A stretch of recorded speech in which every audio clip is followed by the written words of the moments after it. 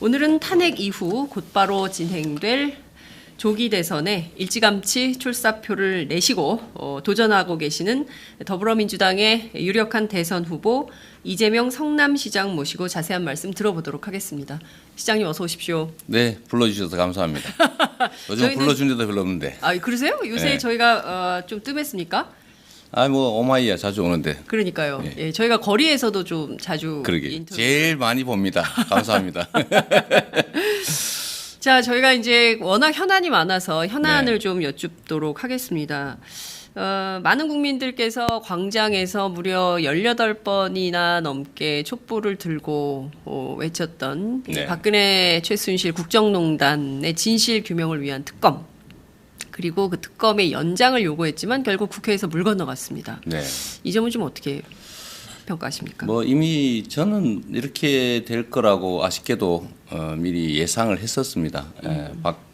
박근혜 게이트의 그야말로 공범임이 명백한, 그리고 원래 박근혜와 함께 탄핵되든지 또는 사퇴했어야 될 황교안 대행이 자기에게 이 특검의 칼날이 올 게 분명한데 마지막 단계에서는 그걸 연장 승인할 거라고 생각하는 사람들은 아마 거의 없었을 겁니다. 결국 거기에 대비해서 국회에서 특검 연장안을 법안을 만들든지 했어야 되는데 네. 결국은 그것도 직권상정도 저는 안 했다고 보는 사람인데요. 네. 결국 민주당의 노력도 많이 부족했던 것 같고 결국 국민들의 뜻과는 다르게 대통령에 대한 조사가 사실상 중단돼 버린 거죠. 검찰로 이 사건 수사가 넘어가면 지금까지 해왔던 대로 특별한 변화를 보기는 아마 어려울 겁니다. 네. 근데 지금까지 오늘 아침 보도 내용을 종합해 보면 사실 미진했던 영역이 박근혜 대통령에 대한 대면 조사, 그리고 또 우병우 전 민정수석에 대한 수사 부분이고요. 그리고 살아있는 현재 검찰 권력 내부에 대한 조사를 해야 되는데 그게 가능하겠냐라는 걱정들을 하고 있는 겁니다. 특히 이제 우병우 전 수석의 경우에는 본인 사건 때문인지는 알 수 없지만 검찰 고위 관계자하고 무려 1000번이 넘는 네. 통화를 한 것으로 확인이 됐습니다. 이 수사 제대로 될 수 있겠습니까? 불가능하다고 봐야죠. 불가능하다. 이게 지금 수사해야 될 게 지금 말씀하신 거 말고도 네. 이번 박근혜 최순실 게이트의 핵심은 정경유착, 그렇습니다. 부패한 정치 권력과 그다음에 이 횡포한 재벌 권력들이 그 이익을 나누다가 그야말로 도둑 잔치를 하다 걸린 거 아닙니까? 그러다 보니까 이 도둑 중에서도 제일 큰 도둑인 삼성의 이재용을 겨우 국민들 압력으로 어쩔 수 없이 구속하는 단계까지 왔는데 실제로는 나머지 다른 재벌들에 대한 조사는 전혀 하지 못했죠. 맞습니다. 거기 하면 또 하나의 큰 벌집이 될 텐데 네. 거기를 전혀 손대지 못했고 말씀하신 것처럼 그야말로 지금까지 이렇게 되도록 자신들의 본분 역할을 그야말로 버리다시피 했던 검찰에 대한 수사는 네. 이제 다시 검찰 자신의 손으로 넘어갔으니까 거의 기대하기 어렵다고 봐야 될 겁니다. 결국 정권 교체를 통해서 또 네. 정권도 그냥 정권 교체가 아니라 제대로 이 나라 이 세상을 좀 바꾸려는 정권 교체가 되지 않으면 영원히 역사 속에 묻힐 가능성이 많죠. 이때까지 그랬던 것처럼. 지금까지 그랬던 것처럼 영원히 영구미제 사건으로 네. 될 수도 있다, 이런 말씀을 좀 주셨습니다. 아니, 갑자기 우울해지네요. 많은 국민들께서 촛불을 들고 진실규명을 외쳤는데 이게 영구미제로 간다니. 지금까지 대한민국은 그랬죠.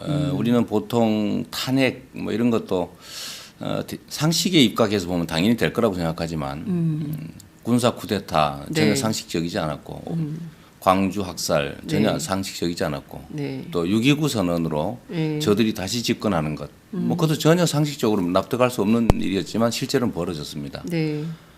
지금도 마찬가지죠. 지금도 마지막 단계지만 저는 최종 결론이 어떻게 될지 저는 확신할 수 없어요. 사실은 어떻게 됐으면 좋겠다는 믿음은 같지만 과연 국민의 뜻대로 법과 상식대로 될지 의문이고 그게 결국은 국민의 뜻을 제대로 반영하지 못하는 그야말로 정치 세력들 언제나 자기 이익 이익을 위해서 국민을 동원하고 국민을 이용하는 그런 정치 세력들 때문에 네. 결국 그 부패 기득권자들은 다시 또 되돌아오게 될 가능성이 높다는 겁니다. 어떤 형식을 띠든. 네. 저는 그래서 이번 특검 연장이 거부된 네. 그런 현장을 보면서 네. 정말 촛불을 들고 그 비 오는 날 또는 눈 맞으면서 그 정말 처절하게 싸우던 그 가족들 이런 사람들 보면 정말 눈물 납니다. 자, 최종 단계 마지막이 어떻게 될지 자신할 수 없다 이런 말씀 좀 주셨어요. 그러니까 네. 지금 많은 국민들께서 걱정하고 있는 대목이 지난 3.1절에 굉장히 극명하게 갈린 네. 모습 때문에 그런 건데요. 이를테면 그 해방 전국에서 그리고 대한민국의 독립운동가들이 들었던 그 태극기를 들고 네. 박근혜 대통령의 호위무사를 자처하는 분들이 이제 그 태극기를 네. 이용을 하고 있는 것이죠. 그러면서 이제 일종의 백색 테러가 네. 우려되는 이런 상황까지 가고 있는 것입니다. 그래서 지금의 이 상황이 계속 가면 판이 다시 되치기 당할 가능성이 큰 상황 이렇게 보는 분들도 계세요. 그러니까 헌재가 굉장히 중요한데 헌재 결정이 어떻게 내려질지 이것도 주목해서 보아야 되는 포인트입니다. 저는 이 정치란 국민을 대신해서 국민의 뜻을 집행하는 과정인데 네, 이 정치인들 특히 국민이 믿고 의지해야 될 정치인들이 오히려 국민들을 불안하게 하는 것이 제일 큰 문제가 아닌가 싶습니다. 이게 무슨 말씀이냐면 이 나라는 민주주의 그야말로 국가여서 국민이 나라의 주인이고 국민의 뜻에 어긋나는 행위에 대해서는 그 책임을 물어야 되는 것이 정상인데 네, 오히려 네, 국민의 뜻에 어긋나는 국가기관의 결정이 있더라도 그냥 따라야 된다. 승복하자. 네, 라고 지금 주장하는 사람들이 있고 또 거기에 상당수가 동조하고 있습니다. 아니 국가기관이 국민의 뜻에 승복을 해야지. 네, 국민의 뜻에 어긋나는 나라의 주인인 국민의 뜻에 어긋나는 결정을 하는 머슴 대리인이 있으면 혼이 나야지. 네, 머슴이 결정했으니까 주인이 따라야 된다. 네. 라고 주장하는 것 자체가 언어도도 아니고 또 한 가지는 이게 주로는 여권 보수 세력들로부터 나오는 주장인데 네, 잘못된 결정을 하면 즉 국민 주권 원리에 어긋나는 그런 결정이 나면 같이 국민의 뜻을 받들어서 싸워야 되는 게 정치인의 그야말로 숙명이라고 할 수 있는데 네, 국가기관의 결정이 따르자 국민의 뜻에 어긋나더라도 그건 받아들여야 된다. 이게 촛불을 배신하는 얘기 아닙니까? 그러니까 이건 결국은 헌법재판소든 소위 그 뒤를 넘어서서 이 나라의 기득권자들로 하여금 그래 국가기관이 결정하면 따라야지. 네, 그럼 따르겠네. 라고 하면 결국은 그야말로 국민들의 뜻을 존중하지 않고 자신들의 이익을 위해서 권력을 행사하라고 네. 방임해 주는 것과 마찬가지 아닙니까? 그래서 싸우겠다고 해야죠 원래. 네. 국민의 뜻에 어긋나는 거라면 민주주의를 지키고 네. 민주공화국의 가치를 지키기 위해서 같이 국민의 손을 잡고 싸우겠다라고 예. 해야 되는데 예. 이게 전혀 반대 방향으로 가고 있습니다. 그래서 저는 이게 혹시 예. 기각될 경우를 대비한 사전 정지 작업이라는 느낌을 자꾸 지우기가 어려운 거죠. 아, 헌법재판소에서 결정을 기각할 가능성이 높다고 보시는 겁니까? 높지는 않지만 네. 현실적으로 가능하다고 보는 거죠. 어떤 측면에서 기각이 가능하다고 아니, 이게 판단하고 계십니까? 법리적으로나 상식적으로나 현실적으로나 당연히 인용해야 될 사안인데 네. 자꾸 기각되더라도 승복하자라고 계속 주장한다는 겁니다. 그런 주장이 계속 나오고 있죠. 예. 예. 그리고 야권을 자꾸 압박을 하지 않습니까? 네. 아, 기각되더라도 승복하라고 어떤 야권을 결정이라도 압박한다. 예, 어떤 결정이라도 승복하자라고 주장을 이게 기각될 경우에 이익을 보는 집단들이 먼저 나서서 주장하고 있다는 거죠. 그 점이 좀 저로서는 미심쩍은. 네. 그래서 어떤 일이 벌어질지 모르겠다라는 불안감을 갖고 있는 겁니다. 우리 국민들도 사실 그런 불안감을 갖고 있기 때문에 네. 최근에 촛불 참여자도 좀 늘어나고 좀 그런 거죠. 그래서 저들도 소위 이제 맞불 집회 네. 좀 격렬하게 동원해서 하고 그런 것들이 아마 좀 뭔가 사연이 있지 않느냐, 복선이 있지 않느냐라는 불안감을 있지 않을 수가 없는 겁니다. 우리 역사에서 계속 그런 되치기의 경험이 많았기 때문에 이번에도 또 그런 역사를 반복하게 될 가능성에 대해서 여전히 우려하고 계시다는 점을 좀 저희가 그렇습니다. 이해를 하고요. 근데 이건 좀 살펴볼 필요가 있을 것 같아요. 특검 조사 박근혜 대통령 끝내 응하지 않았습니다. 검찰 조사는 뭐 말할 것도 없죠. 그리고 헌법재판소 출석도 안 했어요. 네. 그러고 지금 그래서 이제 뭐 자진 하야 얘기가 정치권을 네. 중심으로 좀 나오지 않았습니까? 네. 하야를 하면 전직 대통령으로서의 예우를 받게 되니까 네. 차라리 그 편이 낫다라고 했는데 박 대통령이 그리고 청와대가 그럴 일 절대 없다라고 일축을 했습니다. 네. 여기에 묘한 복선이 깔려 있다. 이렇게 보시는 겁니까? 탄핵 기각을 기정사실화하고 있기 때문에 저렇게 자신은 아직까지 잘못이 없다라고 주장하는 걸까요? 뭐 사실 저도 이제 재판을 참여했던 변호사이기도 하니까 네. 이 재판의 결론을 내놓고는 양쪽이 다 불안한 건 사실입니다. 어찌 될지 알 수 없는 거고 네. 운명을 누군가가 예. 칼자루를 들고 있어서 그들이 결정하니까 뭐 이기는 쪽이든 지는 쪽이든 다 불안한 게 마찬가지인데 네. 그럼에도 불구하고 제가 생각할 때는 총을 들고 사람을 수백 명씩 죽여가면서까지도 권력을 탐하던 사람들입니다.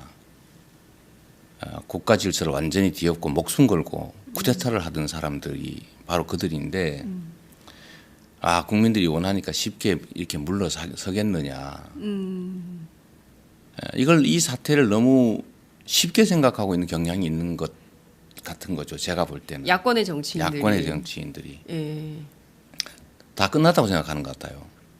근데 그야말로 끝날 때까지 끝난 게 아닙니다. 이 모든 정황들을 보면 100%는 넘는 건데 네. 자꾸 저들에게 여지를 만들어 주고 있는 거고 그런 여지를 만들려고 하는 저들의 요구에 자꾸 끌려가고 있는 상황을 제가 보고 불안해지는 겁니다. 지금 중요한 것은 광장에 여전히 사람들이 모이고 있고 이런 시민들이 버티고 있음에도 불구하고 야권이 자꾸 기득권자들의 논리에 끌려가고 있고 네. 뭐 정세균 국회의장을 비롯한 야권 그 정당의 원내대표들이 헌법재판소에서 어떤 결론이 나더라도 승복하자 네. 이런 주장을 하는 것을 이해할 수 없다 이런 말씀이신 그렇습니다. 거죠. 그게 사전 정지 작업이고 거기에 좀 놀아난다면 심하지만 끌려가고 있는 것 같다는 거죠. 근데 법률가시잖아요. 네. 지금 이런 상황을 헌법재판소가 어떻게 결론을 내릴 거라고 보세요? 상식적으로. 통합진보당 해산은 예측했었습니까? 통합진보당 해산은 예측했었냐? 통합진보당을 뭐 여기에 비춰서 얘기하는 건 좀 그렇지만 네. 재판이란 예상 못한 경우가 상당히 있습니다. 나름의 논리들은 다 있는 거고 네. 재판을 해보면 원고 측 얘기만 들어보면 원고 말이 다 맞고요. 네. 또 피고 측 얘기 들어보면 피고 측 얘기가 다 맞습니다. 두 개를 다 균형 있게 다 보고 판단해야 되는데 네. 그 결론은 결국 사람이 내는 거죠. 기계나 그야말로 인공지능이 내는 게 아니고 사람이 내는 것이고 사람은 자기 생각이 있죠. 네. 자, 우선 특검 수사 결과 발표가 임박해 있습니다. 내주 월요일 오후 2시에 박영수 특검이 직접 이번 사건 90일간의 총 기록을 수사 결과를 발표를 하는데 김진태 의원은 특검 수사 결과 발표하지 말라 그러고 그리고 보수 우익 단체들이 전부 어떻게 알았는지 이정미 소장 권한대행 그리고 또 박영수 특검 자택 앞에서 시위를 하고 있고 네. 이런 상황입니다. 우선 특검 수사 결과 발표가 헌법재판소의 결과에 영향을 미칠까요? 그 점은 좀 어떻게 보십니까? 아무래도 특검이 지금까지 드러나지 않은 새로운 사실들, 네. 또 이 박근혜 최순실 게이트에 대한 실체적 진실들을 조각이나마 부분이나마 공개를 하면 이제 국민들의 공분이 커질 테고 탄핵을 반대하는 측의 입지가 축소되겠죠. 아무래도 범죄 행위를 수사를 했는데 이 범죄 행위의 진상이 조금은 더 국민들한테 네. 노출될 테니까 네. 아무래도 탄핵 결정을 하는데 네. 인용하는 쪽에 아마 영향이 있을 거라고 생각이 됩니다. 네. 네. 탄핵 인용에 상당히 영향이 있을 수 있다 이런 말씀을 네. 좀 주셨습니다. 정세균 국회의장은 왜 직권상정을 안 했다고 보십니까? 아까 못한 게 아니라 안 한 거다 이런 말씀 주셨어요. 형식 논리로 보면 네. 이제 국회법상 국가 뭐 비상사태 네. 뭐 이런 엄격한 요건이 있어야 이제 직권상정을 할 수 있게 돼 있죠. 네, 형식적으로. 형식을 보면 예. 네, 그 말이 맞습니다, 사실은. 예. 네, 이분이 뭐 저도 한때 모셨던 분이기도 하고 네. 뭐 지금도 존경하는 분이신데 네, 그야말로 형식적 법치주의 예, 거기에 충실한 걸로 보여지긴 해요. 그런데 저는 그걸 좀 넘어섰으면 하는 거죠. 예를 들면 대통령이 물러나느냐 마느냐 지금 백척간도에 서 있는 상황, 네, 또 국민들이 편을 나누어서 현장에서 충돌 일보 직전에 좀 와 있고 예, 또 대한민국 운명이 걸려 있는 이런 상황을 예. 사실 국가 비상사태, 예. 긴급 사태라고 보는 게 맞다는 거죠, 저는. 예. 그런데 긴급 사태가 아니라고 보시는 것 같아요. 긴급사태 아니라고. 아니다. 그러니까 뭐 누가 죽는 것도 아니고 뭐 이런 생각을 하시는 것 같은데 좀 역사의 눈으로 좀 거시적으로 길게 멀리 보면 네. 지금처럼 중요한 역사의 분기점이 언제 있겠습니까? 좀 그런 점에서 아쉬운 거죠. 네. 직권 상정하려면 할 수는 있는 거지 않습니까? 네. 논란이 벌어지긴 하겠지만 네. 결국 국민들 압도적 다수가 원하는 상황이고 또 그게 상식에 부합하고 네. 그렇다면 하는 게 맞는 거죠. 법이라고 하는 게 형식적인 문구라고 하는 게 그 자체 절대 진리가 아니고 네. 결국 국민들을 위해서 또 민주주의, 국민 주권의 원리를 관철하기 위한 수단으로 있는 것이기 때문에 거기에 부합하도록 해석하는 게 맞는 겁니다. 그 정세균 의장 측은 이런 얘기를 합니다. 직권상정을 해서 통과를 시킨들 황교안 권한대행이 이를테면 거부권을 행사하면 그러면 또 도루묵이 되는 거 아니냐. 그러면 제2 요구가 오면 또 제2하면 된다. 이렇게 국회의원들은 얘기를 하지만 그게 그런 거죠. 이 가을에 혹시 약탈당할 가능성이 있는데 농사 뭐하러 짓냐. 그건 가능성이죠. 그건 가능성이다. 국민을 위해서 최선을 다하는 게 맞는 거죠. 안 될 가능성이 있으니까 안 한다. 죽을 가능성인데 왜 살겠습니까? 이런 얘기들이 상당히 많죠. 정치 현실에서는. 네. 사람이 할 수 있는 최선을 다해야지. 최선을 다해도 안 될 가능성이 있으니까 하지 말자. 그건 책임 회피를 위한 얘기일 가능성이 높습니다. 그래서 그거는 이유가 아닌 것 같아요. 네. 네. 자, 지금 사실 굉장히 피곤한 100일을 네. 보냈습니다. 우리 국민들이 지난해 12월 9일 그리고 그 이전에도 수많은 국민들이 10월부터 촛불을 들었던 것이고요. 굉장히 지난한 싸움을 힘겹게 국민들은 이제 견뎌내고 있는 네. 상황인데 뒤로 가면서 상당히 이제 그 다투고 논란이 격화하고 결국에는 탄핵이 인용되든 기각되든 양측 간의 분열과 이것은 심각하지 않겠냐. 결국 뭐 이것을 어떻게든 정치권이 좀 치유하거나 하나로 모으는 뭐 이런 역할도 필요한 거 아니냐라고 언론들은 벌써부터 걱정을 합니다. 네. 이 점은 좀 어떻게 보십니까? 타작이 끝나면 타작. 수술을 하고 타작이 끝나면 네. 약간의 뭐 쓰레기가 발생하지요. 쓰레기. 예. 근데 그것이 두려워서 그냥 현재 상태를 유지하고 적당히 봉합한다는 것은 결국 변화 자체를 거부하는 겁니다. 당연히 있을 것들은 감수해야죠. 지금 이런 거 한번 생각해 보십시오. 권력을 가져서 영화를 누려보겠다고 다른 사람의 생명을 빼앗기도 하는 그런 세력들이 지금 자신들이 감옥을 가고 모든 걸 잃게 생겼는데 네. 그래서 순순히 이렇게 하겠냐. 또 한 가지는 검찰 태도나 이런 걸 보더라도 네. 지금 쿠데타 해라 빨리 군인들이여 일어나라 막 이렇게 군사 쿠데타 네. 내란을 공개적으로 선동하지 않습니까? 네.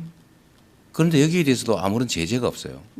만약에 우리 폭동을 일으키자라고 이 반대 진영에서 얘기했으면 아마 대대적인 검거 선풍이 불었겠죠.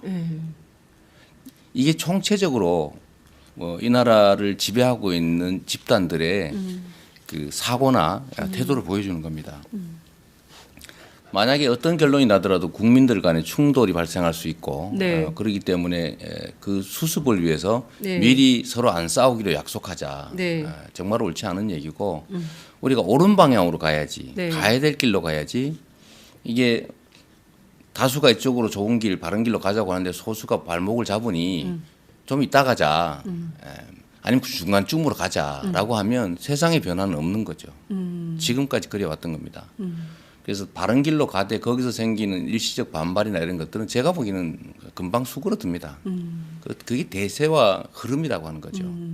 이 대세에 부합하는 결정들은 큰 무리가 없이 결국은 그대로 가게 되는 거고 그에 역행하는 것들은 이 역사나 이 큰 국민의 눈으로 보면 민심의 눈으로 보면 사실은 큰 강물 위에 떠 있는 물결의 잔물결 정도에 불과합니다. 근데 정치인들은 가끔씩은 그 위쪽을 보고 착각을 하죠. 그 바닥의 큰 흐름 자체는 그냥 무시하고 싶기도 하고 물 위에 뜬 자기의 이익에 부합하는 방향으로 자꾸 끌어가고 싶어 하는 거죠. 그러다 보니까 지금 이 혼선들도 우리 정치 지도자들이 진정으로 국민의 뜻을 존중해서 네. 한 마음 한 뜻으로 국민이 가고자 하는 네. 그리고 바른 길로 제대로 갔더라면 여기까지 오지도 않았을 것 같아요. 근데 계속 우리 저 세력들도 통합해야 될 세력이니 손을 잡고 함께 가자. 뭐 이러기도 하고 네. 또 한편은 저 퇴로 열어주자. 혹시 달려들면 어떡하느냐. 네. 불쌍하지 않냐. 어떻게 대통령직이나 한 사람들을 감옥에 보내냐. 그건 제가 보기엔 자기 이익을 위한 얘기 같아요. 내가 나중에 사고를 치더라도 네. 나도 이렇게 용서받고 싶다. 그럼 그 생각의 내면이 드러난 게 아닐까 하는 생각이 드는 겁니다. 원래 지위가 높을수록 책임이 더 크고 네. 똑같은 나쁜 짓을 해도 지위 높은 사람이 더 많은 책임을 져야 되는 게 상식이죠. 그렇습니다. 그런데 우리나라는 네. 이 부패와 불공정이 하도 오랫동안 계속되다 보니까 네. 지위가 높은 사람은 처벌하지 말아야 되는 것이라고 착각을 해요. 네. 그게 기득권자의 논리 아닙니까? 지배자들의 논리죠. 네. 나는 국민과 다르다. 네. 지위가 높았으니까 특별한 혜택을 봐야 되고 네. 죄를 지어도 덜 처벌받아야 되고 감옥을 가더라도 빨리 나와야 된다. 또 가지 말아야 된다. 서민들은 집 앞에서 잡아다가 안방에서부터 수갑을 채우고 끌고 가더라도 대통령이니까 품위 있게 우아하게 해줘야 된다. 저는 반대로 가야 된다고 보는 거죠. 네. 통합이라고 하는 것도 그냥 우리가 입장 다르고 시끄러울 수 있고 하니까 그냥 가능하면 조용히 될 수 있도록 많이 양보하고 다 데려가자라고 하는 게 보통은 통합론인데 네.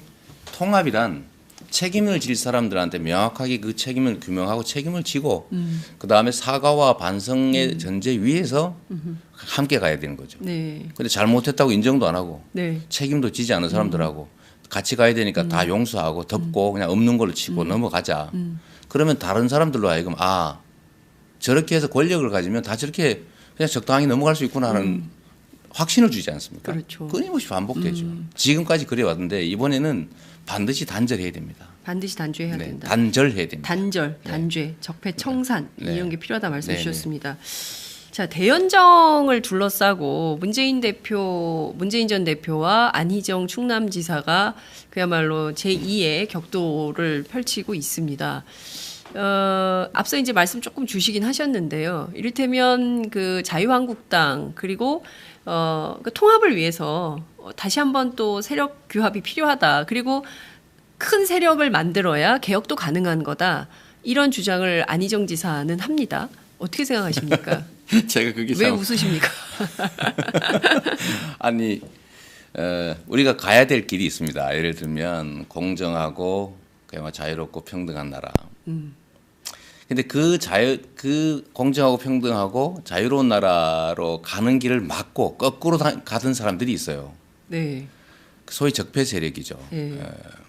구체제, 구질서를 만들어서 불공정한 시스템을 통해서 부당한 이익을 얻고 그걸 통해서 다수의 많은 사람들로부터 희망을 뺏어버린 사람들. 이 사람들이 가던 길 말고 우리가 반대 방향의 길을 가야 되는데 네. 거꾸로 가고 있는 사람하고 손잡고 같이 가자 그러면 갈 수가 있습니까? 예를 들면 우리가 네. 동쪽으로 진격을 해야 되는데 네. 계속 그걸 막고 서쪽으로 밀어붙이던 사람들이 밀려왔어요. 네.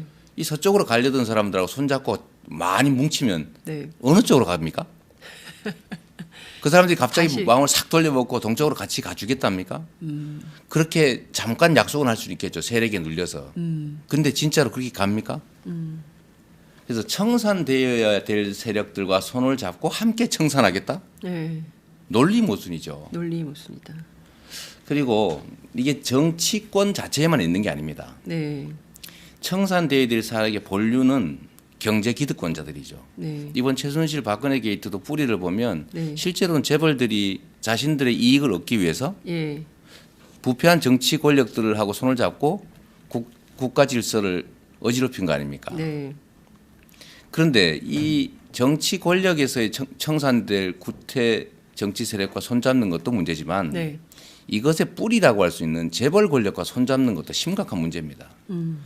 정치 권력 간의 대연정, 대타협도 비판받아야 되지만 소위 삼성을 포함한 재벌 기득권 세력들과 손잡거나 손을 잡겠다는 시도를 하는 것도 정말로 비판받아야 됩니다. 본질적으로 차이가 전혀 없습니다. 네. 알맹이와 손을 잡았냐, 껍데기와 손을 잡았냐 차이죠. 그래서 저는 삼성 재벌들 포함한 경제 기득권자에 대한 우리 정치인들의 태도도 말을 안 해서 그렇지 실제로 대연정과 다를 바 없는 경우가 많습니다. 무슨 차이가 있겠어요? 결과적으로는 적폐 세력과 함께 손잡고 개혁을 한다는 것은 이율 배반이다, 언어 도단이다 이런 말씀. 논리적으로 말이 안 되잖아요. 논리적으로 말이 안 청산되어야 될 사람들, 세력들하고 손을 잡고 청산을 하겠다? 예.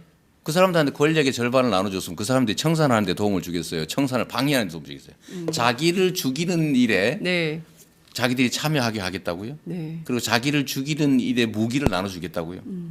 그러면 그 무기를 자기를 죽이는 일에 쓰겠습니까? 자기를 살리는 일에 쓰겠습니까?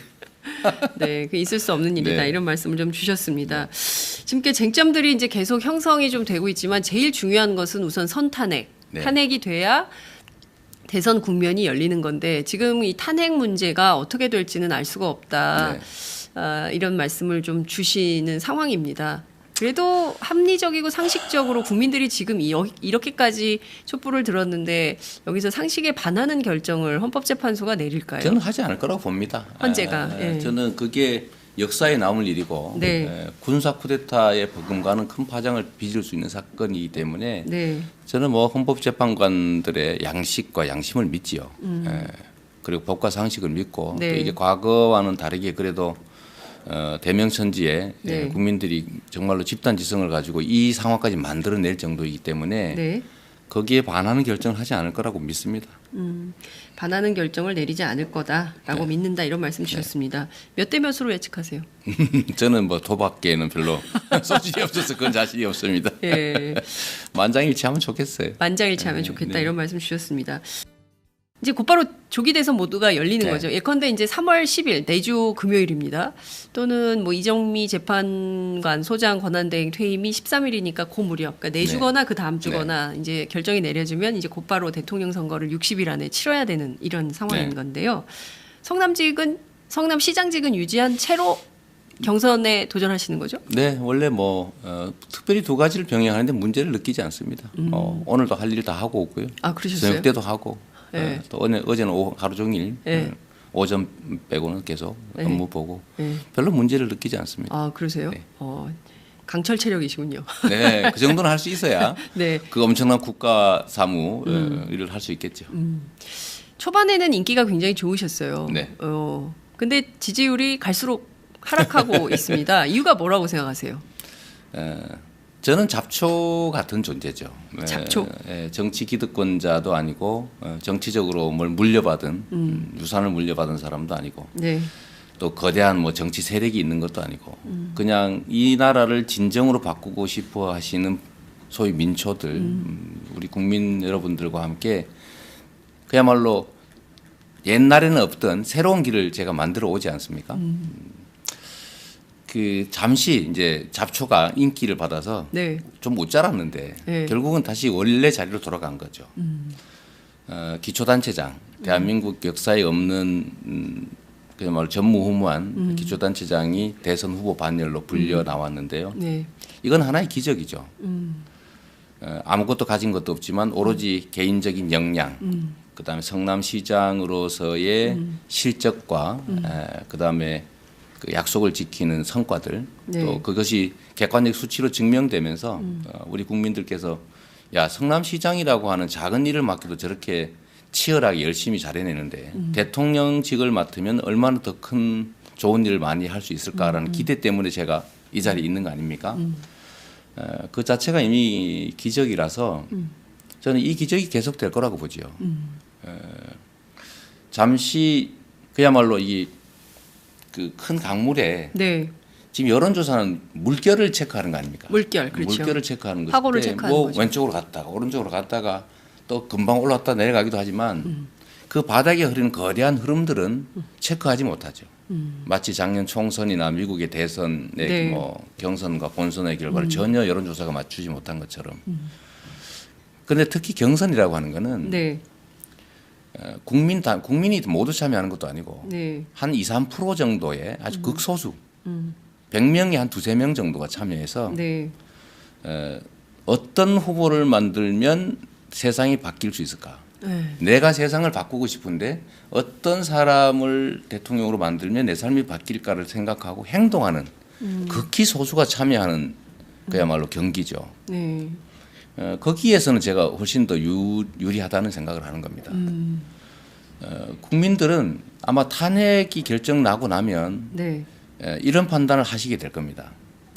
우리가 누군가한테 권력을 주기 위해서 탄핵한 것도 아니고 네. 그냥 단순히 정권을 바꾸는 것만을 목표로 촛불을 들고 싸운 게 아닙니다. 새로운 세상을 만들기 위해서 그런 것이죠. 즉 국민들은 두 가지 요구가 동시에 있습니다. 이 잘못된 과거의 이 구체제를 청산하자. 네. 근데 청산이 끝이 아니지 않습니까? 그 청산 후에 새로운 나라, 공정한 나라, 국민이 주인으로 대접받는 나라를 만들자라고 하는 열망이 그 속에 있는 거죠. 그러면 국민들의 뜻이 제대로 반영되는 공정한 나라, 그걸 만들 때 이재명이 만들 것이냐, 그야말로 다른 누군가가 만들 것이냐를 보면 저는 국민들께서 저를 지금의 이 자리를 불러주신 뭐 10%는 네. 행동하는 적극적인 사람들인 거죠. 제가 누구처럼 뭐 재벌 2세처럼 물려받은 정치적 유산이 있습니까? 전혀 없죠. 제가 주변에 뭐 엄청난 세력이 있습니까? 전혀 없죠. 그런데 오로지 저는 개인적 역량 또 개인적인 성과만을 가지고 국민들이 판단해 주셨는데 지금 정치 후보들 중에서 네. 각자가 입은 갑옷을 다 벗기고 네. 물려받은 후광 다 제거하고 객관적으로 민주당이라고 하는 거대한 정치 세력을 대표하는 선수로 누가 적합할까를 본다면 저는 제가 선택될 가능성이 높다고 생각합니다. 아, 적합도에서는 1위다. 선수 네. 적합도에서. 왜냐하면 민주당이라고 하는 거대한 갑옷과 무기를 가지고 싸울 사람을 뽑는데 네. 얼마나 갑옷과 무기를 많이 갖췄느냐를 가지고 판단하지는 않을 거라는 거죠. 그걸 보고 사람들은 야 세력이 많구나, 유명하구나 라고 해서 물어보니까 네. 아, 이 사람이 될 것 같아 라고 하지만 지금은 본선을 치르는 게 아니고 민주당이라고 하는 거대한 무기, 세력 이거를 조종간을 잡을 사람이 어떤 사람이 적합하냐를 따지기 때문에 훨씬 그런 요소를 제거할 경우에 제가 또 낫다는 생각을 아마 국민들이 하지 않을까 싶습니다. 경선에서는 순위가 바뀔 수 있다. 이렇게 보시는 겁니까? 저는 당연히 바뀔 거라고 당연히 보죠. 바뀐다. 네. 아, 이재명이 1위 한다 이렇게 보십니까? 네. 근데 왜 웃으세요? 아니 갑자기 그죠, 웃음이 나왔어요. 그죠. 아, 갑자기 쿵 하게 됐네. 그렇죠. 그게 이제 일반적인 생각인데 네. 그냥 정권 교체를 할 거냐. 이번 토론이나 이런 과정을 통해서 그게 증명이 되겠죠. 저는 네. 그걸 증명하는 게 목표입니다. 증명의 목표다. 그냥 정권 교체를 하기 위해서 촛불을 들고 싸웠느냐 아니면 촛불을 든 국민들의 열망을 달성하기 위해서 싸웠느냐. 그 점에서 본다면 저는 첫째로 청산돼야 될 세력과 손을 잡겠다는 사람들을 특히 변화를 바라는 국민들은 선택하지 않을 거라고 봅니다. 그건 당연하죠. 두 번째는 이 나라를 진정으로 변화시킬 수 있으려면 이 나라를 실질적으로 지배하고 있는 거대 경제 권력, 즉 재벌들과 네. 관계를 단절하고 그 재벌들의 기득권 체제에 저항해서 그 기득권을 깰 수 있는 용기와 실천력을 가진 후보라야만이 그가 대통령이 됐을 때 그 기득권을 제압할 수가 있습니다. 그래야 국민들도 기회를 나눠 갖고 그야말로 꿈을 펼칠 수 있겠죠. 그래서 지금 한번 보십시오. 제가 누구라고 말씀드리긴 좀 그렇지만 네. 이 재벌들의 이익을 규제할 생각을 말로는 하는데 실제로는 없어 보여요. 재벌 규제를. 재벌 규제, 예. 실질적인 기득권의 그야말로 기득권을 해체하는 것. 네. 주변 사람들을 한번 봐도 알 수 있고 네. 또 재벌들에 대한 기본적인 태도를 봐도 알 수 있고 결국 재벌들에게 정치 권력이 놀아나는 그런 권력을 만들 거냐. 재벌들로부터 독립돼서 재벌과 싸워서라도 새로운 나라를 만들 의지와 용기가 있느냐라는 측면에서는 저는 확연히 구별된다고 봐요. 그게 결국 이번 경선 과정에서 네. 선택의 주요한 기준이 될 거라고 봅니다. 자, 재벌 개혁 말씀 주셨으니까 재벌과 관련해서 제가 몇 가지 좀 여쭙고 넘어가도록 하겠습니다. 경총이요. 초봉 4천만 원 넘는 네. 기업의 경우에는 대기업은 임금을 낮추라고 권고해서 파문이 네. 일고 있습니다. 이를테면 워낙 대기업과 중소기업 간의 임금 격차가 심각하니까 이 임금 격차를 좀 해소해보는 방안을 찾자라고 했더니 대기업의 임금 초봉을 깎아가지고 중소기업하고 일종의 하향 평준화를 해라라는 얘기가 내려와서 지금 많은 네티즌들이 이게 말이 되느냐, 중소기업의 임금을 올려서 상향 평준화를 시켜야지 어떻게 하향 평준화를 시키냐, 이런 비판이 있습니다. 이런 경총의 입장은 좀 어떻게 보십니까? 아까 제가 말씀을 좀 못 드린 게 있어서 네. 이번 야권의 경선에 있어서 민주당 경선에 있어서는 또 하나의 중요한 쟁점이 아마 야권 연합 정권을 만들 수 있느냐 없느냐일 겁니다. 야권 연합 정권. 네. 네. 지금 민주당이 혼자 싸워서 이길 수 있다고 보는 경우도 있긴 하지만 네. 그러나 이길 가능성을 높이기 위해서는 반드시 야권이 연대를 해야 되고 여권과 연대하는 게 아니고 여권 연대가 아니라 야권 연대를 해야 된다. 거죠. 예. 야권 연대를 해야 되는데 야권 연대를 실질적으로 해낼 수 있는 사람이 누구일까? 라고 보면 여권하고 연대하겠다는 쪽이 야권 연대를 할 수는 없겠죠. 그럼 방향이 기본적으로 다르니까. 두 번째는 여러 가지 이때까지 쌓인 역사 경험이나 이런 것들 때문에 이재명을 빼고는 소위 정의당이나 국민의당 후보와 손을 잡고 연합 정권을 만들어서 제대로 된 국정 계획을 할 수 있는 사람은 없을 것이다라는 점들이 아마 이번 경선에도 또 하나의 중요한 그 선택의 기준이 될 겁니다. 하나 더 말씀드리면 미국이 겪은 그 좀 예상 밖의 결과 있지 않습니까? 네. 미국 국민들이 트럼프가 공화당을 대표했을 때 민주당은 자신의 기득권의 벽을 높이 쌓아서 샌더스를 막았죠. 네. 막아서 성공은 했는데 그렇게 성공한 최종 결과는 결국 미국 국민들로부터 버림받고 결국 트럼프한테 져버린 결과를 낳았죠. 이것도 역시 저는 하나의 이번 경선에서 판단 기준이 될 거라고 봅니다. 지금 말씀하신 제가 4천만 원 보고 이하. 넘어가기 전에 잠깐만 좀 여쭙겠습니다. 그러면 지금 중요한 게 일종의 이제 대연정이라는 것이 나오는 가장 큰 배경은 사실상 누가 대통령이 되더라도 소수당의 한계를 넘어설 수 없기 때문에 소수당이기 때문에 그 한계를 넘기 위해서는 대연정, 연합정부론이 필요하다라고 주장하면서 일종의 여권까지 포함하는 방식의 연정론을 펼치는 건데 이재명 시장님의 경우에는 여권 연대는 안 된다. 그리고 민주당에서 국민의당 그리고 정의당까지 또 다른 군소정당, 군소정당, 녹색당, 노동당 이렇게 이른바 이제 진보의 파이를 넓혀서 집권하는 그러니까 야권 공동정부의 구상을 가지고 그렇습니다. 대통령 선거를 치러야 된다 민주당이 이런 말씀을 주신 그렇습니다. 거죠. 그 외엔 길이 없습니다. 그런데 여권까지 포함해서 연합 정권을 만들어야 된다. 이것은 정치를 포기하는 행위입니다. 여권 연합 정부는 그 정치를 부인하는 행위죠. 정치라고 하는 게 국민들의 뜻을 대리로 집행하는 것인데 그 자신이 대표하려고 하는 민주당 세력들을 부인하는 세력까지 손을 잡아버리면 정치가 아니라 잡탕이죠. 그것은 정치가 아니라 잡탕이다. 그거는 정치적 상대와 협상과 타협을 통해서 조정해 나가는 거야. 그건 정치의 기본인 거고. 그것 자체를 어렵다고 해가지고 아예 그냥 권력을 나눠서 나눠버리자. 그 결국은 청산돼야 될 세력들한테 청산할 무기를 주면 청산을 거부하는 걸 지원하는 꼴밖에 안 되죠. 알겠습니다. 그건 정치를 부인하는 행위입니다. 그건 정치를 부인하는 행위다. 잡탕이다. 정치가 아니라 잡탕이다. 이런 말씀 주신 걸로 정리하도록 하고 이제 슬로건이 정해지신 거네요. 야권 연합 정부의 비전, 그렇습니다. 야권 연합 정부론으로 이번 민주당 경선을 좀 뛰겠다. 네, 정치적으로는 그렇습니다. 예, 네. 말씀을 좀 주신 걸로 이해하겠습니다. 네. 그 경총 말씀 좀 해주세요. 4천만 원. 우리나라가 지금 노동소득 분배율, 즉 가계소득이 지나치게 줄고 네. 기업소득이 너무 많이 늘어나서 지금 사내유보금을 무슨 국민총생산의 절반에 해당 되는 770조를 30대 재벌이 가지고 있지 않습니까? 네. 돈이 돌지를 않는 거죠. 가계소득, 즉 노동자의 몫이 지금 국민 총소득 중에 80% 선에서 지금 60% 초반까지 떨어졌는데 네. 결국 구매력이 사라져 가지고 네. 돈을 쓸 사람이 없으니까 예. 기업이 투자할 데가 없어지고 결국 예. 경기 침체가 왔습니다. 구매력을 늘리기 위해서라도 네. 경제가 정상적으로 돌아가기 위해서라도 노동자의 몫을 파이를 노동자 총 몫을 키워야 되는데 네. 이거 줄이자는 얘기거든요. 하향 평준화해서. 그러니까 말씀하신 것처럼 노동소득 분배율을 지금 60% 초반에서 70%까지는 올려야 된다. 네.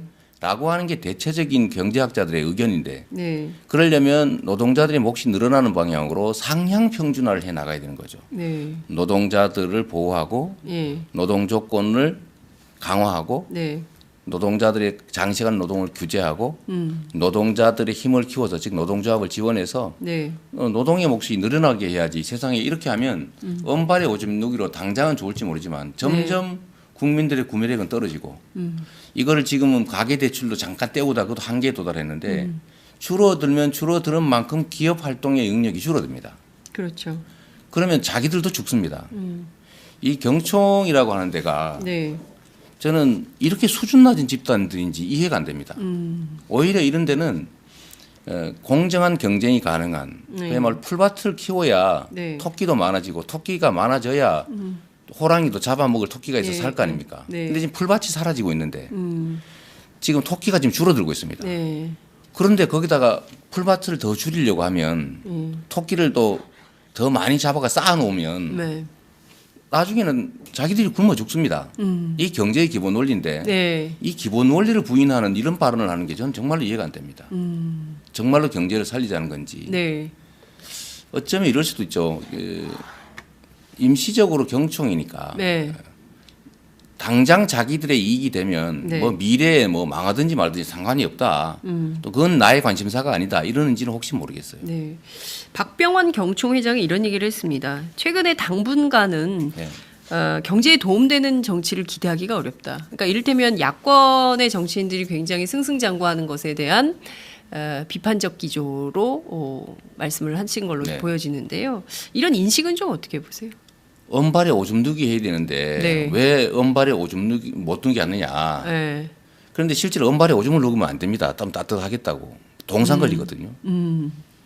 지금 경제가 나빠지는 이유는 안 그래도 네. 과도한 불균형과 격차 때문입니다. 네. 대기업이 중소기업을 착취해서 중소기업들이 살아나기 어렵고 자본이 노동을 지나치게 탄압해서 노동자들의 몫이 줄어들면서 이 구매력이 줄어들고 네.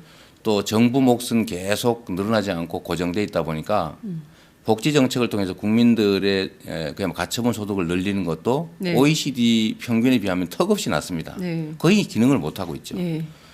그래서 결국은 그 기업 활동의 기본이라고 할 수 있는 예. 이 소비자들이 사라지고 있는데 네. 가게가 사라지고 있는데 여기다 대고 계속 가게를 죽이는 정책을 계속하겠다고 하면 네. 원래 정부는 우리 경제 전체가 살아날 수 있게 하기 위해서 이 기업 측의 과도한 욕심을 네. 억제시키고 과도한 축제 그러니까 이 돌지 않는 사내유보금이 지나치게 과다하게 축적되지 않도록 막고 그걸 통해서 구매력을 늘려서 기업 활동이 정상적으로 가게 투자가 가능하도록 만드는 게 정부 역할인데 네. 이러면 단기적으로는 당장은 기업들한테 약간의 부담이 됩니다만 길게 멀리 보면 훨씬 더 건강한 경제 생태계가 만들어지고 훨씬 이익이죠. 네.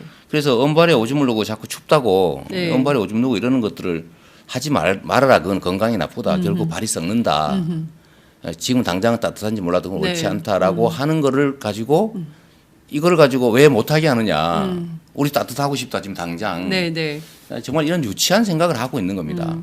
중장기적인 비전이나 발전 계획 없이 이 당장 일종의 이제 당장만 재벌 이익이 대기업에게만 이익이 되는 그런 네. 발언을 하는 것이다. 이렇게 이해를 하시는 걸로 정리를 하겠습니다. 저만이 아니고 이게 IMF라고 하는 네. 소위 신자유주의 천병 역할을 하는 국제통화기금이 네. 이제는 앞으로 이 재벌 이 경총 회장이 말씀하시는 것처럼 소수 기업만 이익이 되고 다수의 국민들에게 그 가난을 강요하는 방식의 성장 정책은 이제 더 이상 성장 정책으로 유효하지 않다. 이제는 국민들의 그야말로 가처분 소득을 늘리고 노동자의 힘을 키워서 노동의 몫을 늘리고 중산층을 키우고 증세를 통해서 정부 지출을 늘려서 가처분 소득을 늘림으로써 경제가 정상 순환을 할 수 있게 만들어야 그래야 성장이 가능하다. 이게 IMF 얘기라는 거죠. 이게 IMF 얘기입니다. 이게 소위 포용적 성장론이죠.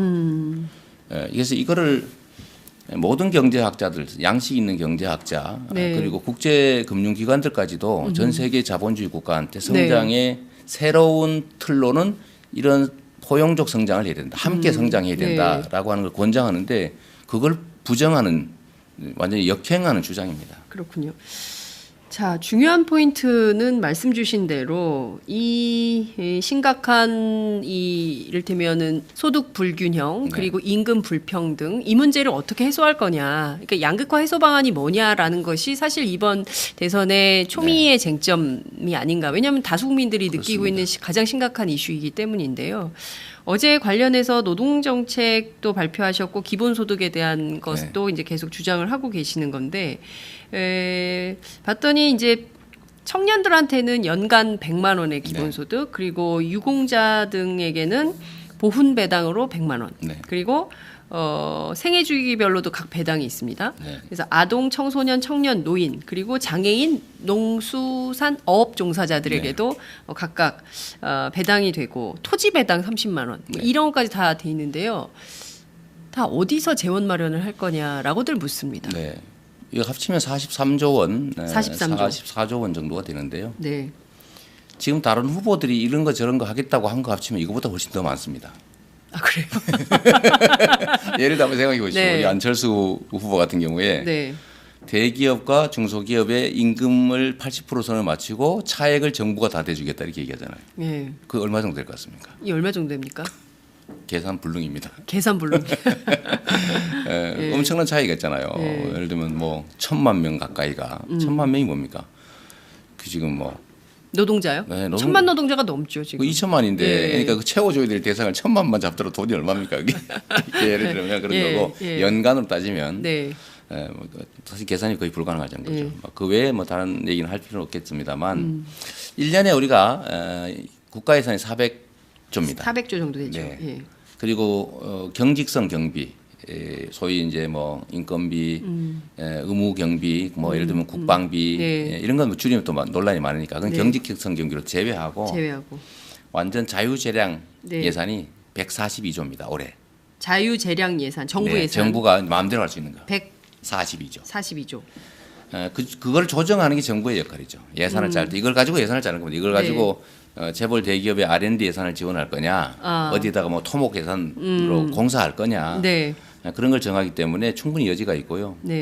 국가 총 예산으로 따져도 7%에 불과하고 또 매년 순증가분이 한 16조 정도 되는데 내년에 예를 들면 한 15, 6, 7조 반드시 늘어납니다. 그리고 거기에 기존 예산이 한 3% 정도면 마련할 수 있는 거죠. 그리고 이걸로 충분히 28조 원의 기본소득은 지급할 수가 있습니다. 내년부터 당장. 내년부터 당장. 전부에게. 성남시도 하는데 나라가 못할 리가 없지 않습니까? 가능합니까? 가능하죠. 결심하면 된다. 결심하면 됩니다. 나머지 이제 2차로 할 국토 보유세를 통한 전 국민 30만 원은 국회 입법을 통과해야 되니까 그리 호락호락하진 않을 겁니다. 그 외에 저희가 다른 복지 정책들을 할 예산들은 일단 법인세 500억 이상 440개 기업에 대해서만 500억 이상에 대해서 8% 증세로 15조. 500억 이상 8% 증세. 이거 정부가 결심하면 되는 겁니까? 국회 이거는 국회에 입법을 해야죠. 국회 입법해야 되죠. 작년 연말에도 예산 관련해서는 올리려다 말았죠. 그다음에 이제 지금 실효세율을 올리는 방법으로 한 5조 원 정도. 그 정도 하고 그다음 과표 조정을 통해서 좀 마련할 수 있겠습니다. 과표 조정. 철저하게 이제 세금을 제대로 징수하는 거죠. 막 빠지는 게 많으니까. 원래 성남에서는 세금 털 불법 가택수색도 하고 탈세 조사도 성남에서 별거 다 했었죠. 부산에다가 잡기도 하고 출국 금지도 지키고 한 150명 뽑아 전수 조사 시키고 그래서 1년에 한 100몇십억씩 더 걷었어요. 아, 예. 정부는 더 쉽죠. 예. 하여튼 그렇게 할 수 있는 거 하나 하고 정부는 더 쉽다 하실 때 왜 이렇게 웃으세요? 굉장히 행복해 보이세요. 성남도 있는데 그 탈세하는 사람들한테 그 세금 걷는 것에 대해 상당히 일종의 쾌감이 있습니다. 네. 정상으로 돌아갈 때. 정상으로 돌아갈 때 쾌감. 마치 옛날에 이를 잡을 때처럼.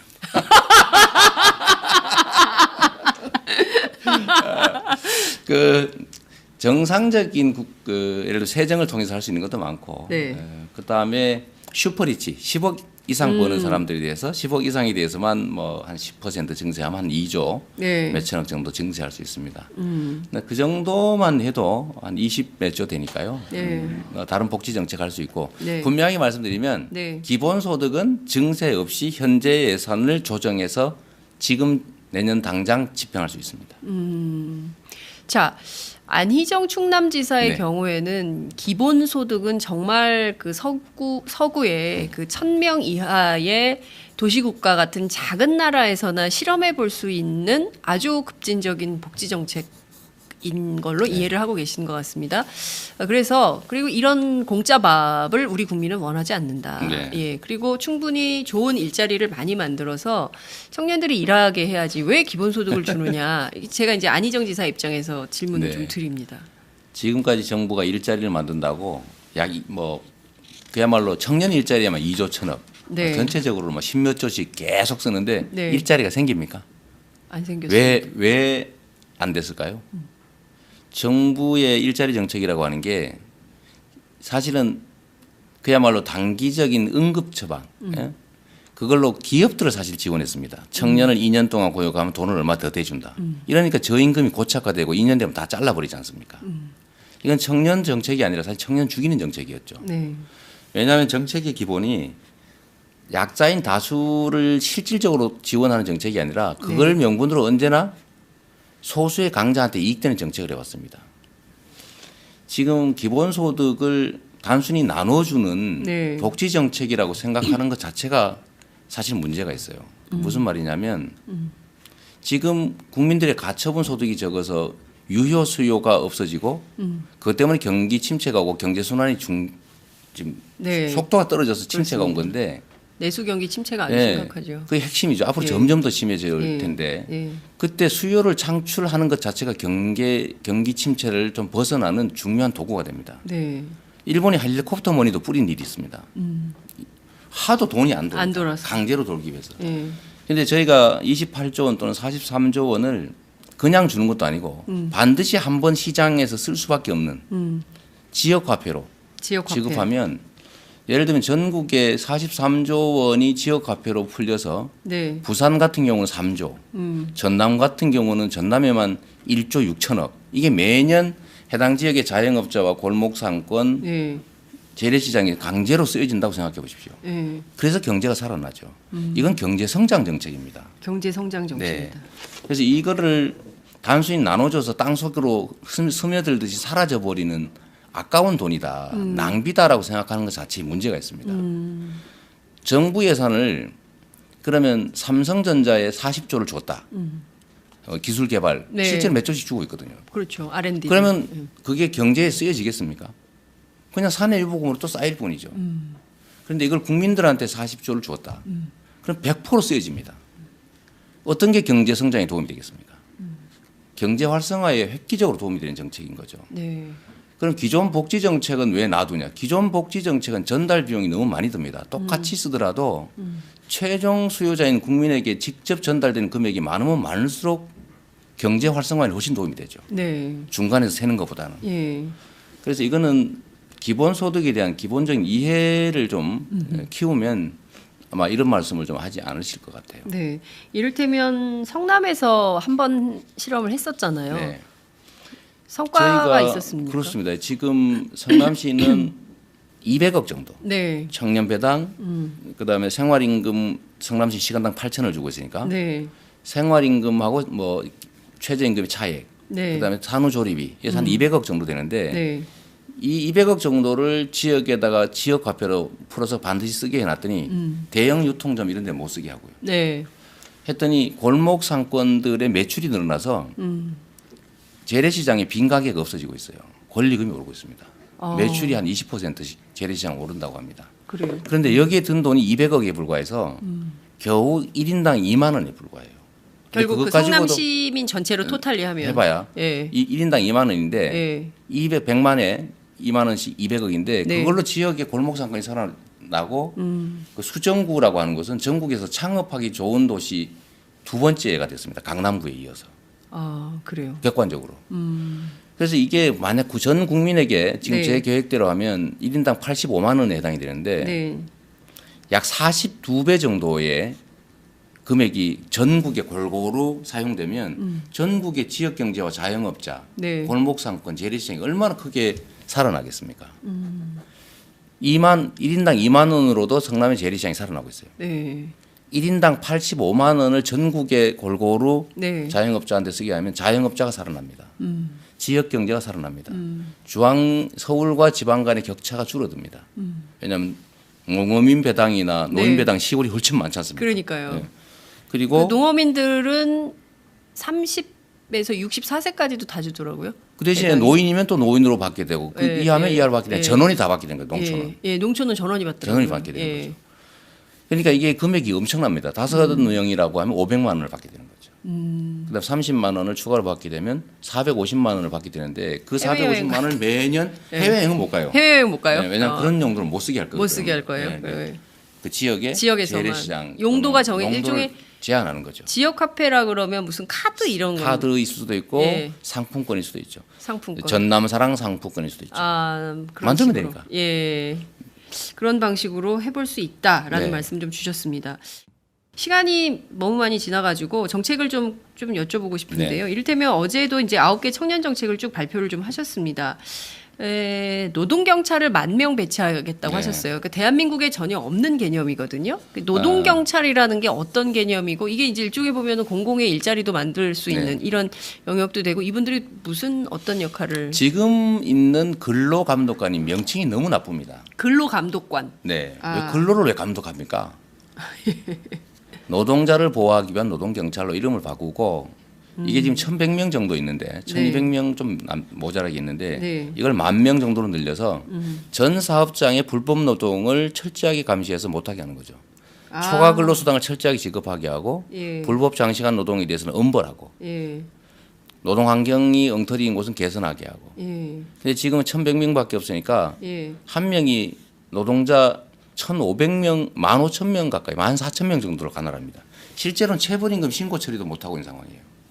그래서 이거를 노동자 보호, 노동권 강화를 하기 위한 그야말로 노동자를 보호하는 경찰 역할을 하기 위해서 철저하게 1.5배 초과 근로수당 지급하게 하고 초과 근로수당 안 주고 일 시키는 거 못하게 하고 52시간 이상 불법 노동 철저히 금지시키면 일자리가 기본적으로 30에서 50만 개는 순식간에 늘어납니다. 52시간 이상 일하는 사람만도 354만 명이나 되니까요. 그거를 52시간까지만 일 시키게 법대로만 그 이상은 처벌하니까 네. 하면 33만 개가 늘어난다는 거예요. 1.5배 임금 철저히 지급하게 하면 네. 1.5배 지급하느니 새로운 고용을 하겠죠. 그러면은 일자리가 늘어나죠. 그리고 노동자들의 탄압을 중단하고 네. 사용자들의 노동 탄압을 철저하게 규제하면 노동자들이 힘이 세지니까 임금도 올라가고 그다음 근로 조건도 개선되겠죠. 좋은 일자리로 바뀌게 됩니다. 실제로 암암리에 초과 근로를 엄청 시키죠. 그리고 초과 근로 수당은 안 주려고 하고. 그게 누가 계산했더니 연간 20조가 넘는다는 거예요. 아, 예를 불법 초과 근로 수당이. 퇴근하고 한두 시간씩 더 일해주고 하는 거 이런 거 있지 않습니까? 예. 이건 못하게 해야 되거든요. 6시에 잘 못 나가죠. 못 되게 나가죠. 7시 7시로 다든지 예. 뭐 은근슬쩍 노동 착취를 하고 있는 건데 네. 이거 철저히 막아야죠.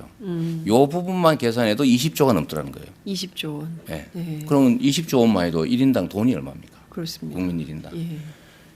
그래서 이런 걸 통해 일자리를 많이 만들 수가 있죠. 우리는 네.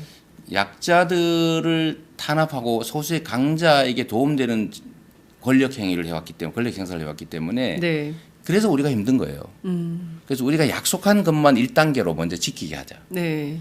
더 좋은 제도를 만드는 건 다음 단계로. 근데 지금 정치인들이 하는 얘기는 주로 더 좋은 제도를 만드는 일에 집중하고 있어요. 네. 그런데 더 좋은 제도를 만들면 뭐합니까? 안 지키는데. 그래서 저는 실행 가능한 것 중심으로 가자는 거죠. 있는 거라도 제대로 지키자. 네. 재벌들이 부당 내부 거래하면 무슨 뭐 어쩌고 뭐 새로운 제도 만든다 소리 하지 말고 이거 무기징역 때려버리자. 무기징역.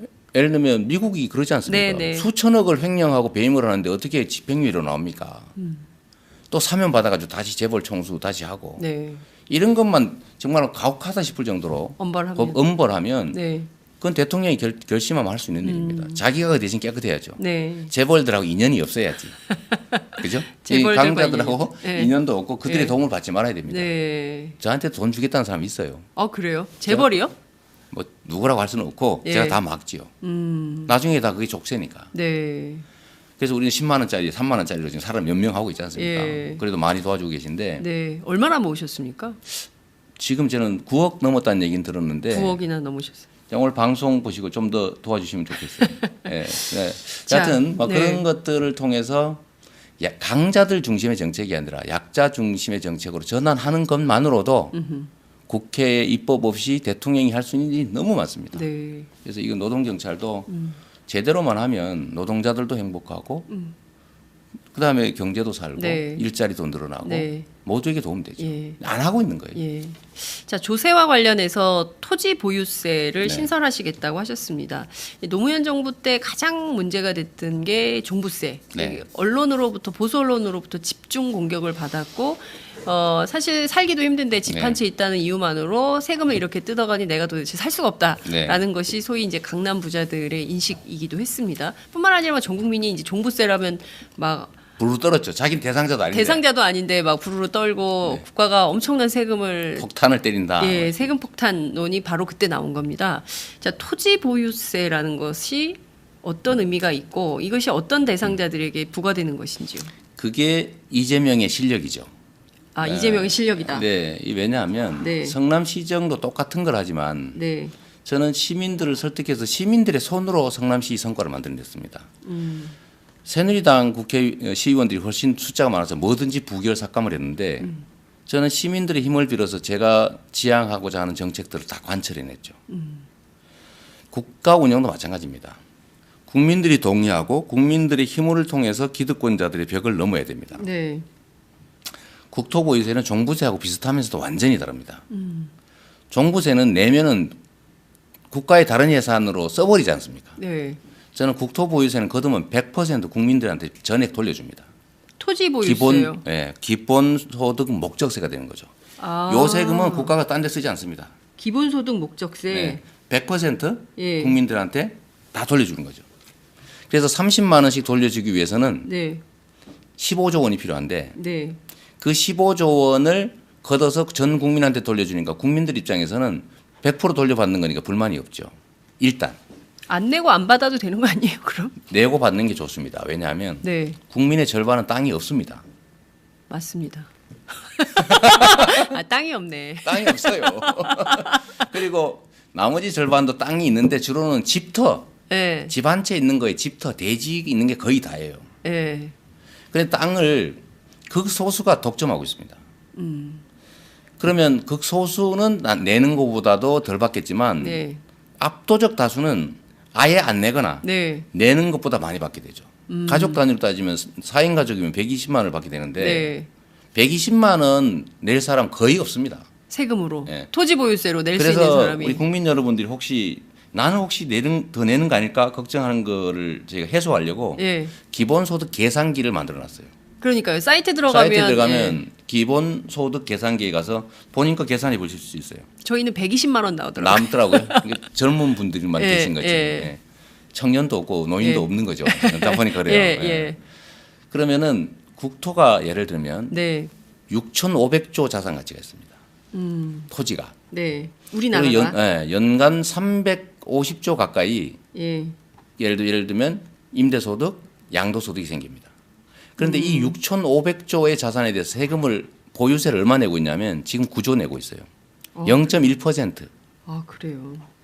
그런데 자동차 보유에 대해서 우리는 2%의 세금을 내고 있습니다. 엄청 내고 내고 있죠. 있어요. 엄청 내고 있죠. 근데 자동차는 왜 2%씩 내고 예. 토지 전 국민의 공동 재산이라고 공개념이 그 부여돼 있는 토지에 대해서는 왜 0.1%밖에 안 냅니까? 그래서 이걸 0.4%까지만 내자. 네. 그러면 24조가 됩니다. 24조가 되면 15조가 나오죠. 그러면 그거를 국민들이 한번 내고 받아보면 네. 안 내고 받는 게 더 많고 소수는 저항하겠죠. 그러나 정부가 하는 역할이 원래 네. 이 자산 불균형을 해소하고 공평하게 살게 해야 되지 않습니까? 네. 그리고 이거를 지역 화폐로 주면 지역 경제가 살아나죠. 경제가 살아나죠. 사실은 국민 입장에서는 네. 똑같이 내고 똑같이 받아도 그거를 지역 화폐로 써서 반드시 한번 쓰면 그만큼의 경제 활성화 효과가 있습니다. 냈다가 도로 써도 네. 쓰니까 한 바퀴 도는 거 아닙니까? 도니까. 한 클릭이 돌면 이게 10바퀴 돌았다 그러면 경제 효과가 10배 있는 거예요. 똑같이 혜택이 10배가 늘어나는 거죠. 네. 그래서 이런 경제 활성화 효과도 있고 자산 불균형도 시정하고 대부분의 국민들에게는 혜택이 되고 네. 그렇기 때문에 저항이 없겠죠. 그래서 이걸 예를 들면 한다고 하면 누가 반대하겠습니까? 땅 부자 소수만 반대합니다. 네.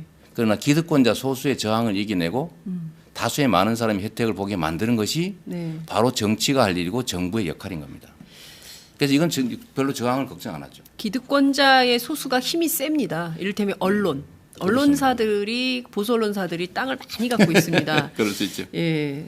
그러나 그리고 결국은 재벌. 네, 또 재벌이죠. 땅을 많이 갖고 있습니다. 그러니까 소위 얘기하는 대한민국의 언론 권력과 재벌 권력이 시장님 못 살게 굴 텐데요. 지금도 뭐 못 살게 굴고 있죠. 못 살게 굴고 있는데 네. 저는 그게 제가 하고자 하는 일이고 그 못 살게 구는 것을 그야말로 압박, 그 방해를 넘어서서 국민들을 위한 나라를 만드는 것, 네. 국민을 위한 정치를 만드는 것 그것이 제가 하고자 하는 일이고 그걸 그들과 타협해서 지위를 얻어놓으면 그렇게 되면 제가 만들고 싶은 세상은 못 만들게 되겠죠. 저는 그렇게는 대통령 되고 싶지 않습니다. 의미 그거는 없다. 의미가 없죠. 제가 지위 하나를 얻는 거에는 무슨 의미가 있습니까? 저는 제 지위를 버리고 제대로 된 세상을 만들자고 끊임없이 비주류를 선택해 온 사람이에요. 저 판검사 할 수 있었거든요. 그야말로 온 가족이 원하는 모두가 선망하는 판검사. 제가 26살 때 그거 거부하고 6개월만 하고 나가라는 거 제가 사양하고 돈 500만 원 빌려가지고 개업해서 라면 끓여 먹으면서 변호사 한 사람입니다. 제가 왜 그러셨어요? 지위를 바랬으면 월급 많이 주고 권력 있고 대우받는 곳으로 갔겠죠. 그러나 제가 바라는 건 그 자리로는 세상을 바꿀 수가 없었기 때문이에요. 공정한 세상. 네. 제가 어릴 때 살았던 그 소년 노동자, 산재 장애인 그 삶을 살고 있는 대부분의 사람들을 버려두고 그들의 희생을 가지고 제가 호의호식할 수는 없었기 때문이죠. 함께 사는 세상을 만들기 위해서 제가 그걸 버렸는데 저도 시장도 시장하고 싶어서 한 사람 아닙니다. 시립의료원 만들다가 네. 방해받아서 네. 수배되는 바람에 시립의료원을 만들기 위해서 네. 시민의 뜻을 관철하는 시정을 하기 위해서 제가 시장을 하게 된 거죠. 대통령도 제가 하고 싶어서 나온 거 아닙니다. 세상 사람들이 기회를 만들어 주려고 하고 대통령이 가진 권한이면 성남시장을 가지고도 요만큼 권한을 가지고 이렇게 만들어 왔는데 네. 대통령의 권한을 가지면 정말로 상점벽해의 지옥 같은 세상을 천국 같은 세상으로 만들 수 있겠다는 생각이 확신이 들었습니다. 그런데 거기에 최고의 장애되는 요소는 뭐냐면 이 사회의 비정상 구조를 이용해서 다수 약자들의 희생, 노력의 결과물을 착취하는 자들 그 소수 때문에 모든 사람들이 절망하게 됐는데 제가 거기에 그 자리를 간들 그냥 가면 무슨 재미로 살겠습니까? 그래서 저는 기득권자들의 이런 저항이나 또는 횡포를 제가 제압하고 네. 그걸 돌파해내지 못한다면 대통령 할 이유가 없는 거죠. 그러니까 저는 이런 걸 밟고 넘어서는 거를 취미 활동을 하는 사람이에요. 그러니까요. 손가락 혁명 네. 또 하고 뭐 이런 게 굉장히 중요하다. 평소에도 강조를 많이 해오셨는데요. 이를테면 이재명의 경제사회 정책에 대해서는 한번 살펴보고 판단해보고 검토해보고 네. 비교 분석해보고 자료를 찾아보고 네. 그렇게 해볼 필요가 있다. 그러니까 한번 판단이 필요한 영역이다. 이런 말씀을 유권자들께 좀 드릴 수 있을 것 같고요. 외교 현안 좀 여쭤볼게요. 네. 시간이 많이 늦었지만 네, 네. 이건 점검을 해야 되는 이슈이기 때문에요. 오늘 아침 조간 보셔서 아시겠지만 중국의 보복이 공식적으로 아주 표면화되고 있습니다. 그동안 롯데에 대한 것은 일종의 네. 그냥 서막에 불과했던 것이고 이제 중국 정부가 직접 나서서 경제 보복 심지어는 안보에 대해서도 위협적 요소 이를테면은 서지컬 스트라이크 원점 타격 이런 네. 것도 해야 된다라는 주장이 중국의 관영 매체를 통해서 보도가 되는 상황입니다. 이거 어떻게 해결을 해야 됩니까? 이게 정말 구한말의 위기가 지금 도래하고 있는 겁니다. 구한말의 위기다. 네. 강대국의 대리 전장화되는 거죠. 네. 사드를 설치하면 중국은 이 사드 설치 지역을 향해서 미사일을 겨냥하게 돼 있습니다. 이미 공식적으로 발표했죠. 네. 타격 대상이 된다. 당연하지 않습니까? 중국 내륙을 들여다보는데 미국의 이익을 위해서 이 네. 한반도의 사드가 중국 내륙, 중국의 안방을 들여다보니까 네. 중국 입장에서는 당연히 반발할 수밖에 없죠. 그래서 사드는 설치해서는 안 되는 겁니다. 네. 대한민국 안보에 도움이 되면 해야 되는데 대한민국 안보에는 아무런 도움이 안 돼요. 오로지 미국의 군사적 이익에만 도움이 되죠. 미국의 군사적 이익을 위해서 대한민국의 안보가 희생되고 있는 겁니다. 네.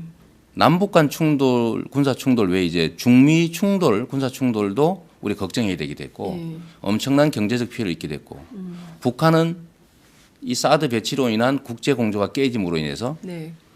핵 개발, 미사일 개발을 위한 여지가 생겨났죠. 네. 중국이 뒤로 물러서지 않습니까? 네. 한미일 군사 동맹을 통해서 중국을 봉쇄하는데 한국이 전초병 역할을 하게 된 거죠. 전초병의 전초 무기가 바로 사드입니다. 그래서 이거는 정말로 대한민국 경제에 도움이, 경제, 안보, 국방, 외교에 전혀 도움이 안 되고 네. 오히려 다 해치는 요소라서 어떤 수를 써서라도 반드시 원점으로 되돌려야 됩니다. 이거를 그냥 두고 해결할 길은 없어요. 지금 그렇지만 현실은요. 네. 롯데가 이사회를 열어서 결국에는 그 사드 배치를 국방부가 이제 저는 참 재밌는 포인트인데 국방부가 롯데 이사회 하는 보도를 계속 나왔어요. 국방부 롯데 이사회에서 사드 배치 검토 이런 기사가 나온 것도 참 재밌게 봤는데 어찌됐든 그게 현실화되고 있습니다. 사드 포대 배치가. 그리고 이제 성주의 노인들은 이게 작은 마을에 웬 경찰들이 이렇게 많이 네. 와가지고 이렇게 난리냐, 우리 노인들이 사는 마을이라서 무시하는 거냐, 이제 이런 얘기도 나오고 있습니다. 두 가지 포인트를 좀 여쭙고 네. 싶은데요. 하나는 중국이 한국에 대해서 이렇게 경제 보복을 노골로 하는 것은 외교적으로 문제가 없다고 보시는지 하나고요. 네.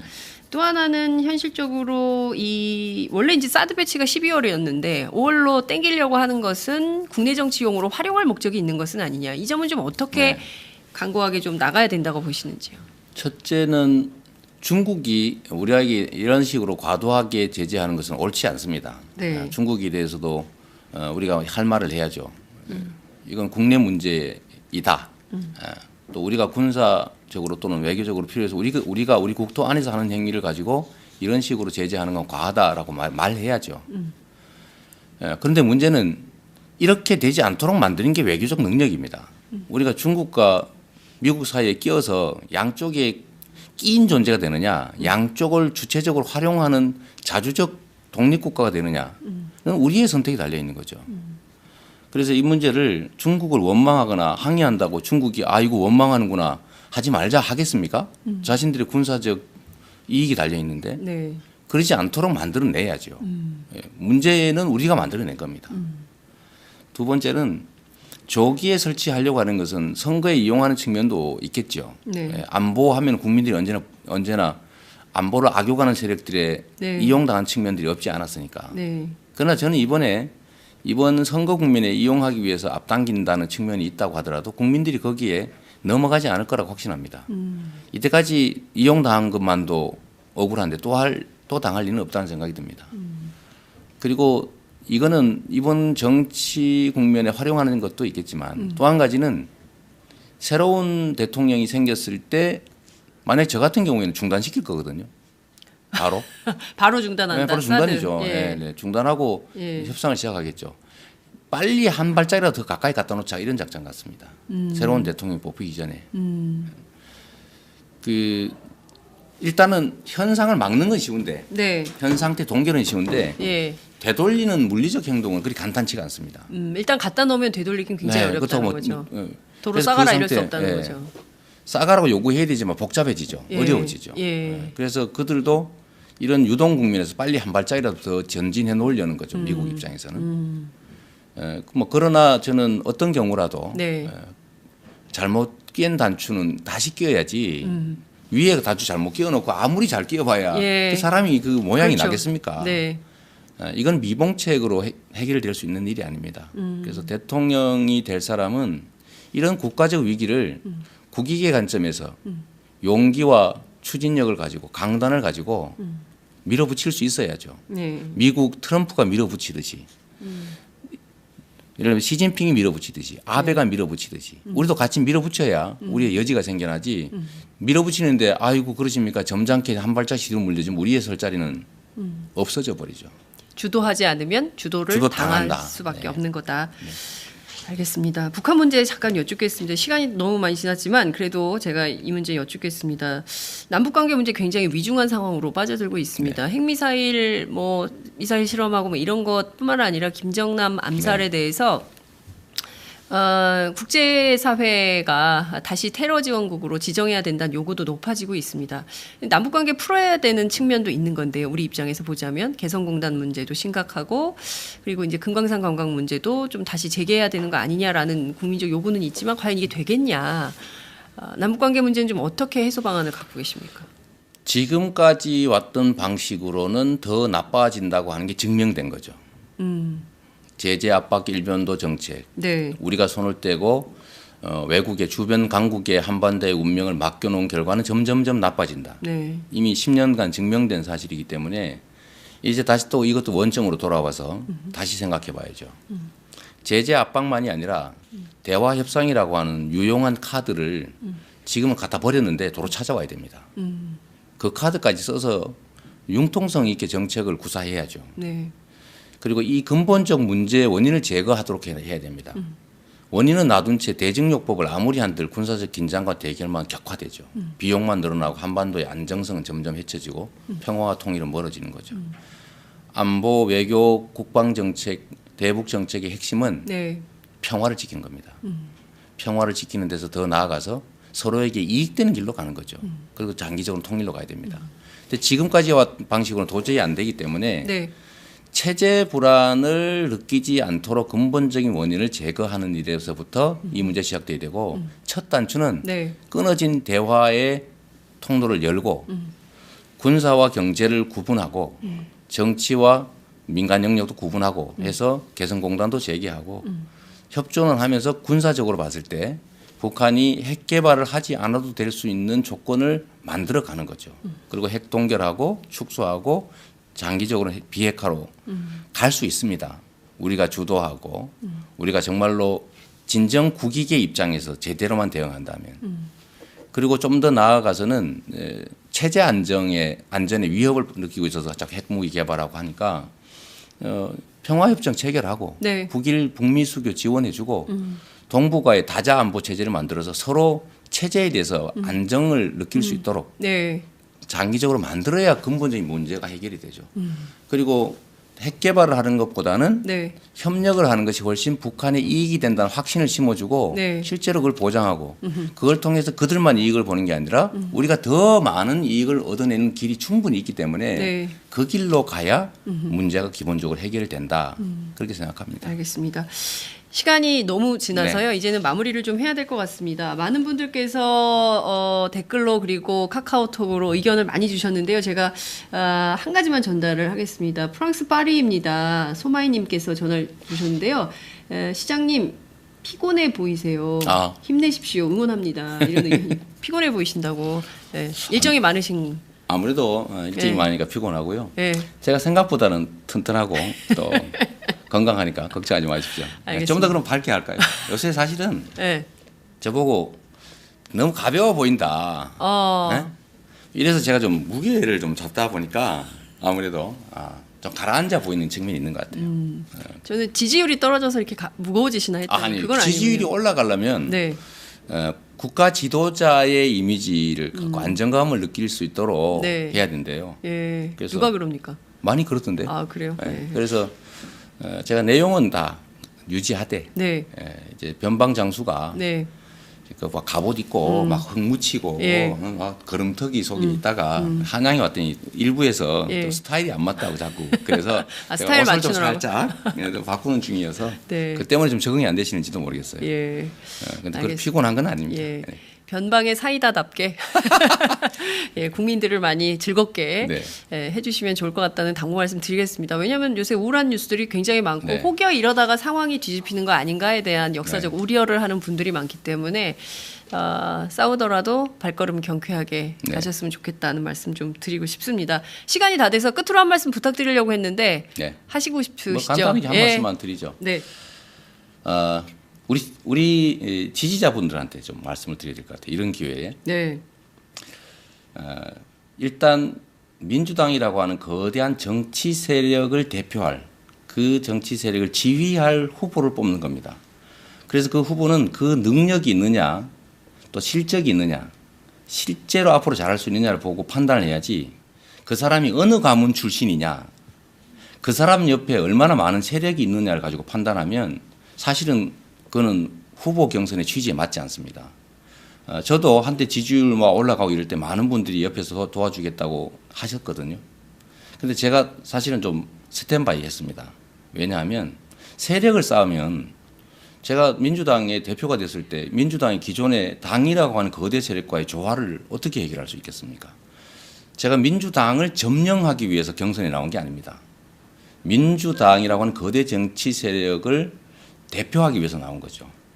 그런데 자기 정치 세력을 막강하게 만들어 놓으면 결국 기존의 정치 세력 민주당하고 어떻게 조화롭게 우리가 합류할 수 있겠습니까? 그래서 우리는 민주당의 경선은 민주당을 점령하기 경쟁이 아니고 개인의 후광 또는 출신 또는 그가 가진 세력, 그가 가진 현실적인 힘 이런 것들이 아니라 민주당이라고 하는 거대 정치 세력을 제대로 활용하고 지휘하고 함께 싸워나갈 수 있는 역량이 있는지를 가리는 과정입니다. 전 국민 5천만 명도 아니고 기껏해야 전 국민의 3, 4% 정도가 참여해서 누가 가장 민주당 후보로 적합한지를 골라내는 것이 경선입니다. 얼마나 열정을 가진 사람들이 많이 참여하느냐. 될 사람 같은 사람, 될 것 같은 사람을 뽑는 게 아니고 꼭 돼야 될 사람. 이 사람을 통해서 세상을 바꾸고 싶은 분들이 움직이는 겁니다. 투표하면 이깁니다. 이기면 세상이 바뀝니다. 단순한 정권 교체, 권력 담당자 교체가 아니라 그야말로 국민들의 삶이 대한민국의 미래가 바뀌고 우리 모두가 열망하는 적폐가 청산되고 공정한 기회가 보장되는 정의로운 나라 만들 수 있습니다. 많이 도와주십시오. 경선 선거인단도 많이 참여해 주시면 고맙겠습니다. 네, 오늘 CBS 라디오의 첫 번째 네. 경선 토론이 있는 걸로 알고 있습니다. 저희 오마이TV는 내주 월요일 오전 10시 바로 이 자리에서 더불어민주당 4명의 후보를 모시고 첫 번째 사실상 TV 토론을 한다. 이렇게 네. 말씀을 좀 드리겠습니다. 다음 주 월요일 뵙겠습니다. 네, 감사합니다. 네, 말씀 잘 들었습니다. 고맙습니다. 열심히 하겠습니다.